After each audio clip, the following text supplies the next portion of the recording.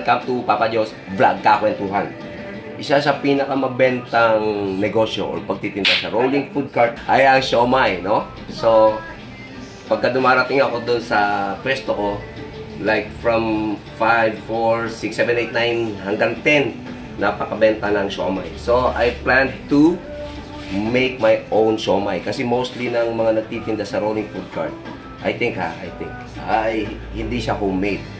So, tinry ko naman yung mga binibili. Medyo sa akin, pangmasa talaga, no? But I would like to do my own recipe. So, nanood ako ng mga YouTube videos. Madami. How to make and how to wrap siomai. So, madali nga ba maggawa ng siomai?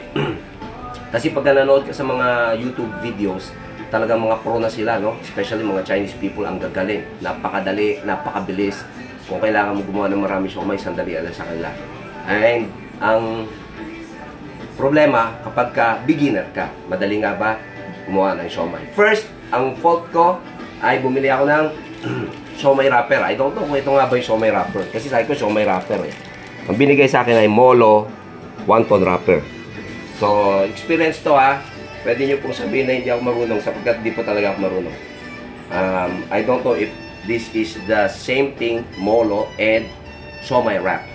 And second na mali, most of the videos na napanood ko, they're using circle or circular wrapper. But this is square. So, sinubukan ko yung square. Ito ang nangyari, nagkabasag-basag. Sapagkat hindi talaga square ang ginagamit, kundi circular. So, dahil nga beginner tayo, ginawa na lang natin ang paraan so we can make it circular at hindi masayang, syempre naman. Kaya nga practice lang eh. Although madali lang naman siyang i-gawing round. Okay? Yan. So we made it round. So pwede naman. So secondly, gawa tayo ng ating filling, no? So ginawa, medyo malaki ang gusto kong gawin. By the way, paumanin po kung bare hands lang yung ginagamit ko. Practice po kasi mahirap po pag naka-gloves. Anyway, titikman ko lang naman to. So, ang gagawin kong filling ay 20 grams. So, 20 grams lang tayo. Yan. Gawa tayo ng mga 3 or 4, 16. Most po ng mga paninda ko talaga ay hindi po tsambahan ng timbang. Gusto ko po karoon ng standard sizes. So, gawa tayo ng 3. By the way, ito pong ano ba to? Stuff na to. This is lumpiang Shanghai mix po ito, no? Hindi po ako focus ngayon sa mix nito. Kasi madali lang naman. Adjustments lang ng carrots, sibuyas, bawang, black pepper, etc. So, mix po ito ng lumpiang Shanghai kasi ginagawa naman po namin to daily.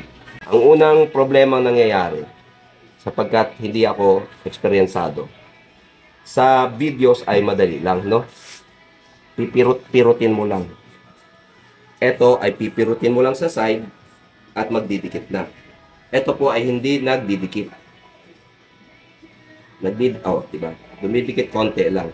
So, gawan ko na lang ng paraan.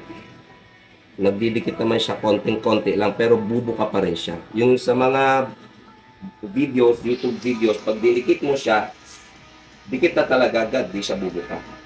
So, mamaya, sa second trial natin, let's try na basahin.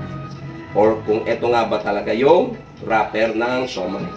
But still, nakagawa naman ako ng how many pieces. Let's try to basa-basa. Yan. So, kung sa tingin nyo po ay mabilisan lang ang gumawa ng siomai, siguro po, mabilisan talaga kapag ikaw ay if you are pro enough, no? So, ayan. So, let's try naman yung pangalawa. Hindi ko yan binasa. Ito naman, basahin natin yung gilid-gilid. Don't worry po, ako po ay naghugas ng kamay. Malinis naman po. At actually, siguro ganito naman talaga, bare hands ang ginagamit. So, let's try yung binasa. Parang madali lang po ito eh. Kung siomai wrapper ay dumidikit. But still, you can make your own style and strategy. Parang madali lang naman po eh. Diba? Madali mahirap. nagdi-discover pa ako ng some techniques how to pag-wrap ng. And lastly, ito, tignan natin. So, medyo ano po ito, no? Big sizes na siomai. Ang ginagawa ko po ngayon, sinushoot ko na lang sa kamay ko. So, automatic na po siyang mag-wrap around. Hindi mo na kailangan pirut-pirutin.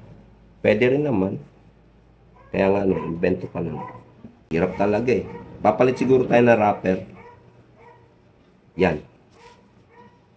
So, hirap, no? So, bago ka pala makagawa nito, talagang kakain to na maraming oras. You made like 9 dough, 8 lang. Okay? Sige, dyan tayo muna. And then, let's try to steam it and kung ano ang magiging lasa. Mantika daw ang ating steamer. Dami kong steamer, may malalaki, may maliliit. Para daw hindi dumikit na.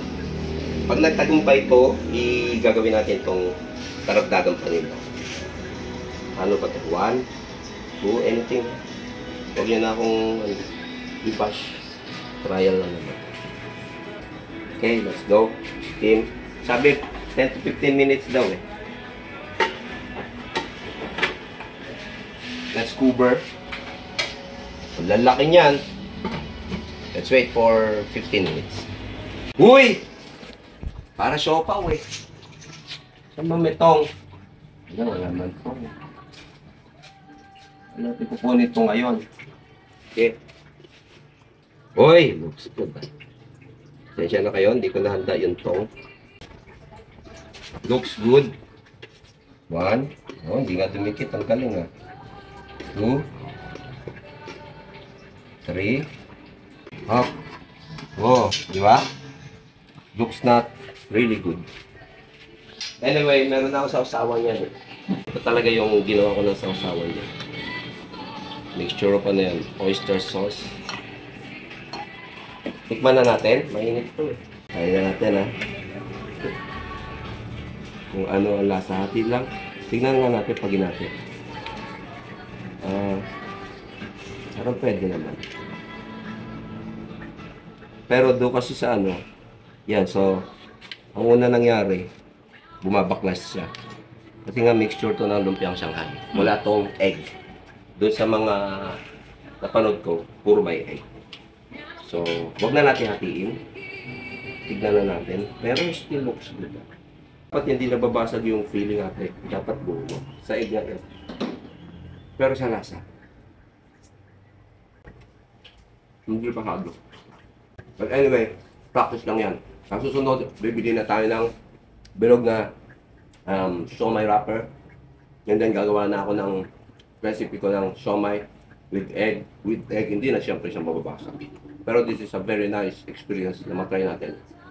Personally, yung mga napapanood natin sa YouTube at matikman din natin. Katulad to, busted to. Of course, busted to kasi lumpia Shanghai nga ito. Pero next time, I think makukuha na natin to. Kung ngayon ay 70% tayo maksak sa grading. Next time, na 98% na natin pa. Okay?